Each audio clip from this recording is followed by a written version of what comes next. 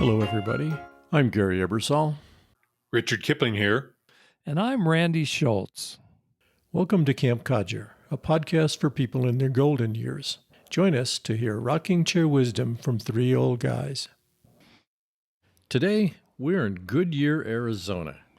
We are? We are. What are we doing here? We're trying out for a role as snowbirds. Walking, running, drinking. We'll dig into that pretty soon. We've discovered a lot. I have. I've never actually done a really serious snowbird trip. So this is kind of a first for me. Before we get started, I'm going to take us over to the mailbag, open up the mailbag, and see what we have from our listeners. Oh, good.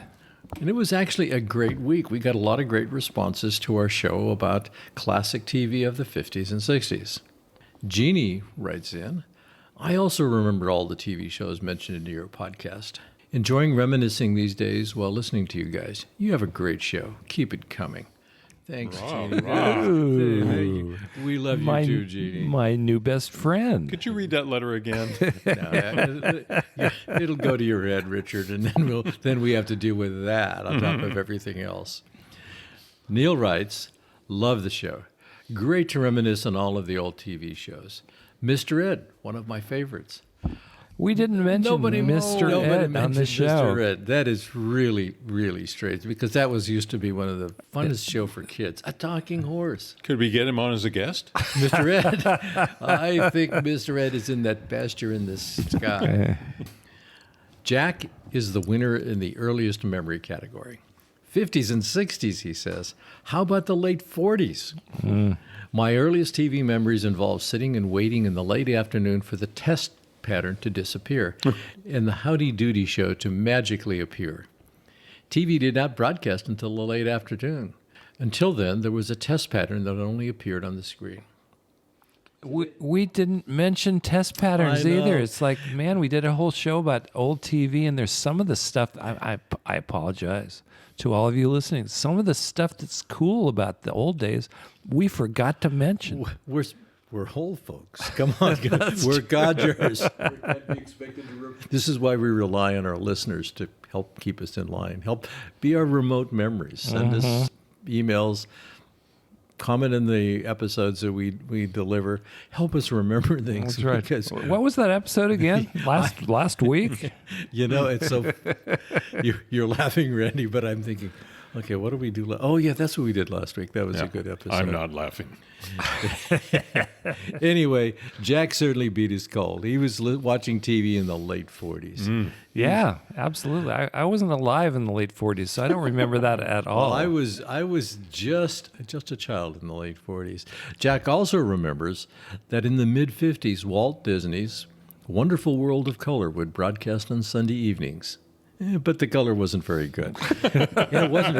Remember fiddling with the antenna, trying to get the color right to these rainbow colors, and getting it right is nobody touched that. Don't touch those rabbit ears. Finally, we asked our listeners if they remembered the Wayback Machine and which show it was on.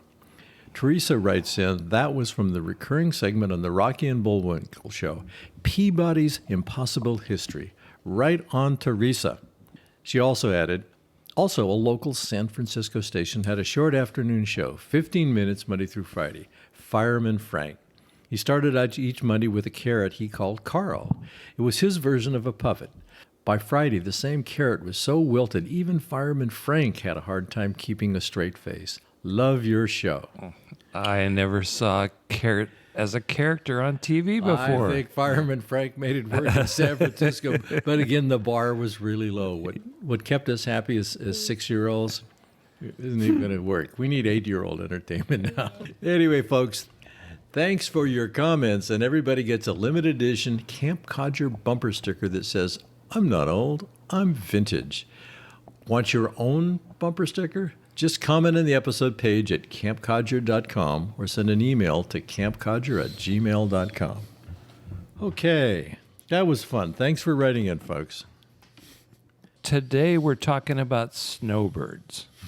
You may already know this term. Millions of people know this term. In fact, theoretically, there are millions of people who qualify as snowbirds. although the numbers have never been officially counted. But each September or so, old folks, old codgers by the hundreds of thousands, venture from the cold weather to the warm weather, to places like Florida and here in Arizona, Southern California, Las Vegas, Nevada, South Texas, even South Georgia and South Alabama. We're talking about a lot of folks making a yearly migration from the cold to the warm. That's why we're broadcasting today from Goodyear, Arizona. Let's face it, Arizona is one of the places that snowbirds flock to. There's spring training baseball here. There's warmish weather. There's no snow. And it's just a wonderful place to hang out during the cold weather. Snowbirds, in theory, are living the dream. They're migrating to warmer weather during the winter, and they've seemingly unlocked the path to a happy life.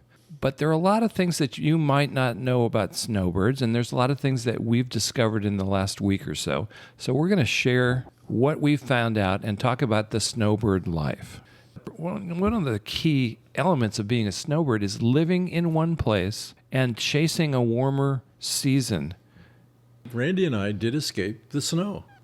When I left New Mexico 3 days ago, there was still snow on the ground. It was still cold. And it was literally snowing when Patty and I got in the car to drive here.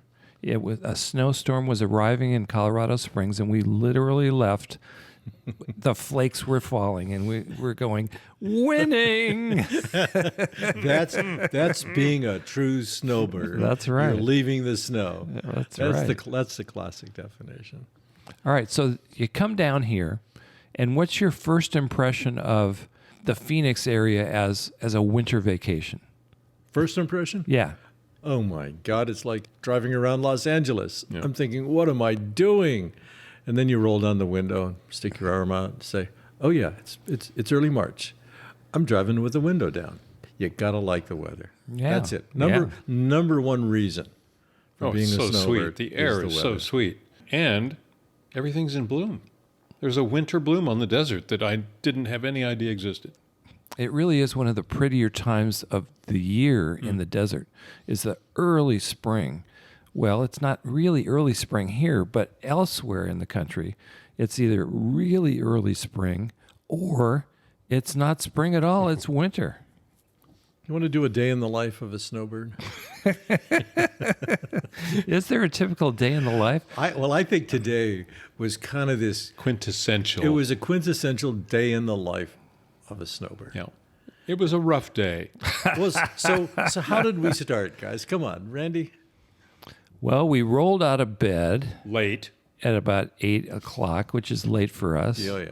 Everybody knows old folks get up early because we don't sleep that much, right? Rolled out of bed, had coffee, had some toast, and what was the very next thing we did? I love pickleball now.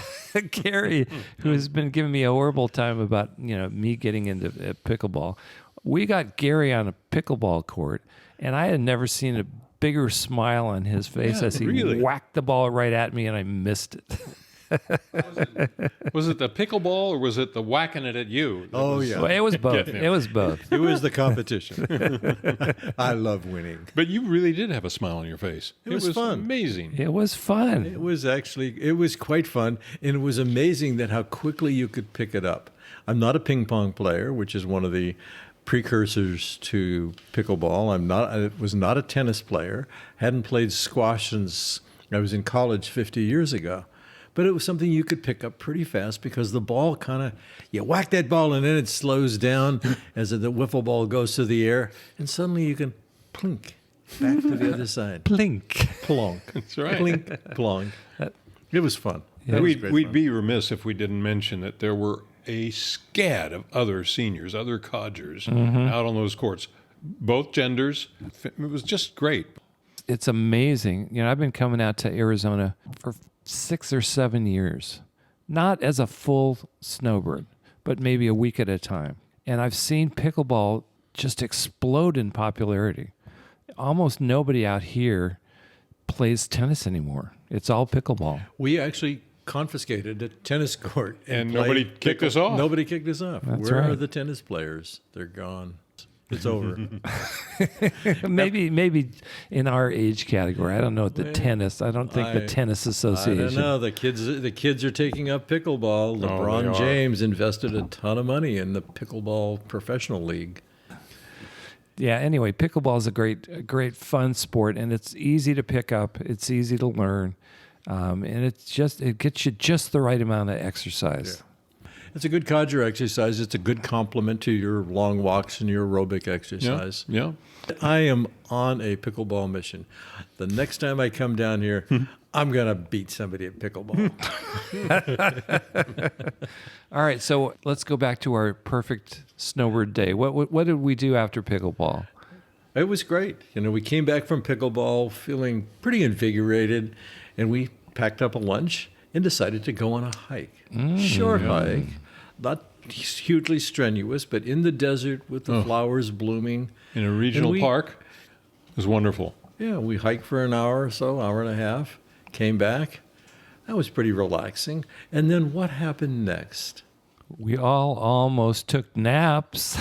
So tempted. Richard so wanted to nap. tempted.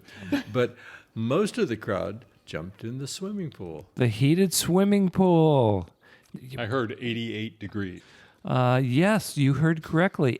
The pool was heated to 88 degrees because old codgers don't like to get into really cold water, or even slightly cold water. Oh, no. Everybody was in the pool. That's the key to being a snowbird. You can do anything. In fact, one of the things we're doing now is starting cocktail hour early. I usually don't have my evening glass of wine until 5 p.m. At 3:30 p.m. when we started recording, I decided I'm a snowbird.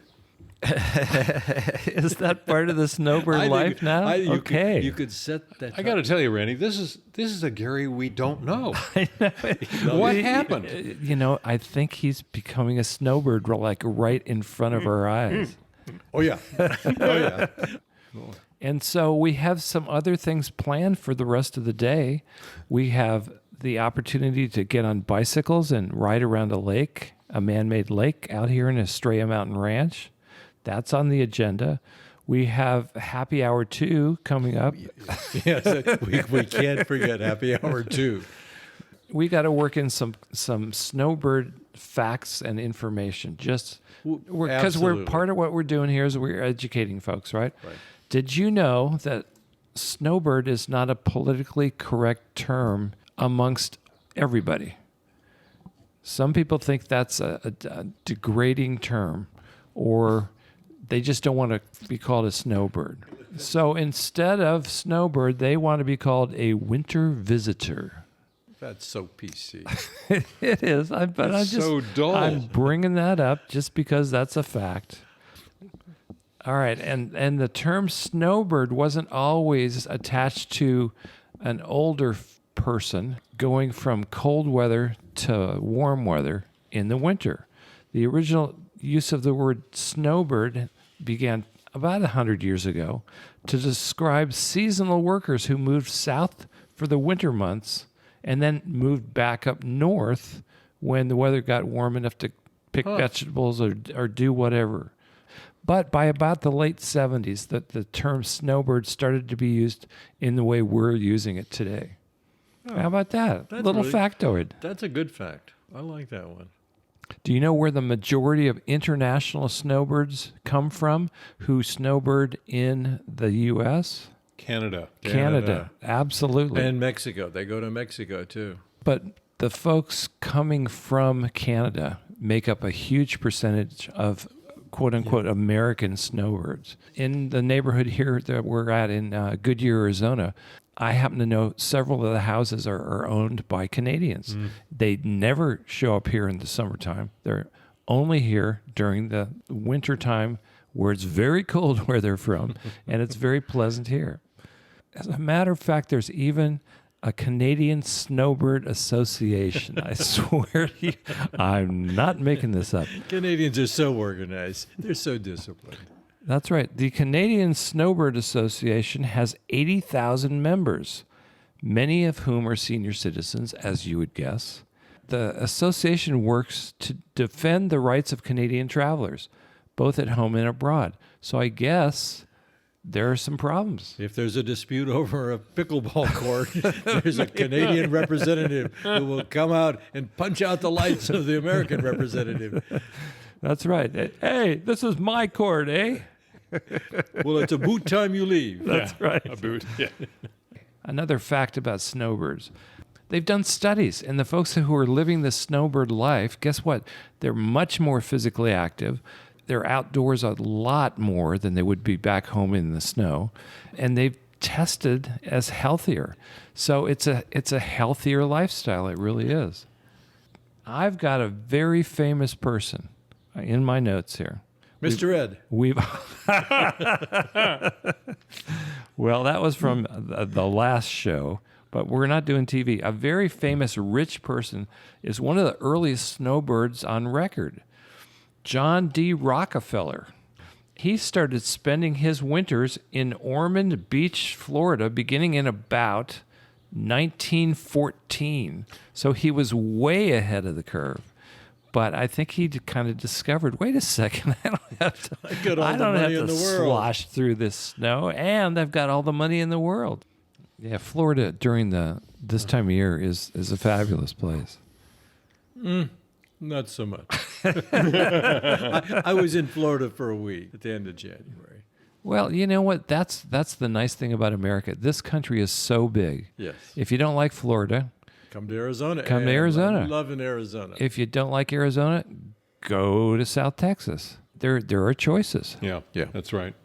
So let me ask a bit of a philosophical question. What do you think about our children? Will they be able to be snowbirds? That's a great question. I don't know. And I also don't know if, say, the millennial generation wants to be snowbirds. I don't know that that's part of their mindset because, let's face it, millennials don't want to be baby boomers. Any of us in the baby boomer generation who have kids who are millennials, they're not aspiring to be us. No. Right? We've heard their wrath about being us. So I don't know. I'm trying to get some of my kids down here. As a matter of fact, in a week and a half, we're going to get some of the kids down here. They like coming here for a week. They like it a lot. But I think they like, the mom and dad hotel as much as anything else. This is in Cincinnati, right? It's resort living, right? It really is. Yeah. But that's a great question. I don't know the answers to some of those great questions. I got one more kind of philosophical one. That is, given climate change, how does snowbirding pattern change? Oh, it's going to change everything. You realize that soon people will be snowbirding in Nebraska, Kansas. You didn't need to leave Chicago. Topeka. Topeka is going to have mild weather all winter long. Do they sell cabanas? You can, there's a hammocks. There's a business opportunity in Topeka. Wait long enough, and you too will be able to retire to your hometown and still be a snowbird in Topeka, Kansas.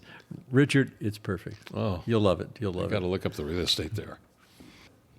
We already talked about pickleball, which is kind of funny because in the earlier days of snowbirding, it was all about golf, Exactly. Proximity, and there are, if you go to Google this, you can see ratings of towns and areas based on how many golf courses are in the area, right? And people are not talking about that as high on the list anymore. It's still a big deal. I mean, golf in Arizona is this time of year is the best. I mean, would you rather play golf in Arizona in March or July? It's like, duh, right? Hey, a round of golf at 117 degrees. But the truth is, pickleball is kind of replacing golf as like the sport, the top of mind sport among snowbirders. What have we learned about snowbirding by actually sticking our big toes in the water, in the warm 88-degree pool water? At my age, I'm thinking, I like to be warm. I like to walk outside where there's no snow. I really don't like shoveling the driveway when it snows. No, I'm totally with you. Yeah. What about you, Richard? Have you learned anything? Well, I mean, I love this. This day was a wonderful day. I obviously, living in Southern California for 50 years, I haven't had to shovel snow. The temperatures in the winter are so moderate and nice that I don't need to go anywhere. What I'm thinking about is the reverse now, that they're, instead of snowbirds, I don't know what you'd call them, warm birds or Well, hot actually, birds? that's a trend. It's called a sunbird. And I talked to a lady here in Arizona this last week. She and her husband moved down here as snowbirds years ago. Then they decided they were going to make the Phoenix area their permanent home. They lived here a couple of years and they got to experience all 12 glorious months in Phoenix. And they realized, the summer isn't the best time of year. So they bought a place up in the mountains 2 hours from here. And so they snowbird for 9 months of the year. And then they sunbird up in the mountains near Flagstaff. Yep. It's been a good discussion, guys. I think we've decided that being a snowbird is not a bad thing. And I'll bet most of our listeners will say, oh, yeah, you guys are right on. We'd all love to be snowbirds. If you get the chance, you can do it. It's a great thing. And a shout out to the Cincinnati Red fans that we met on the trail today. I picked them out from the crowd of people walking past, right? Oh, there's two people. They've both got Cincinnati Reds shirts on, right? But we started to chat them up, and they're here for a 1-week vacation, and they love this. They're not old enough to be snowbirds. They got to go back to Columbus, Ohio, and work after this week-long snowbird vacation. They called themselves Snowbirds in Training. So I think at some point the Camp Codger merch is going to include a T-shirt that says Snowbird in Training. Absolutely. That's great. But it doesn't have to be a season. It doesn't have to be a whole month. Right. Come on out and experience what a snowbird lifestyle is on a vacation week. Mm-hmm. The middle of winter is a great time for a vacation. Vacations aren't just for summer anymore. And they're also meant to energize you, re-energize you. So when you go home again, you feel good. You've had a good few days, a good week, a good 2 weeks, and you think, I can finish out the winter now. Thanks for joining us. We've had a fun time here in Arizona, and I hope you've had a fun time listening to us. Join us next week when we discuss ChatGPT and what it means for senior citizens. It's everywhere in the news, but sometimes it's kind of hard to get your head around what the heck is ChatGPT. Join us next week and find out. If you enjoyed this episode, subscribe to Camp Codger in your favorite podcast app or sign up on our website. As always, we would love to hear from you. Drop us an email at campcodger@gmail.com, post a comment at www.campcodger.com, or leave a voicemail at 505-216-6171.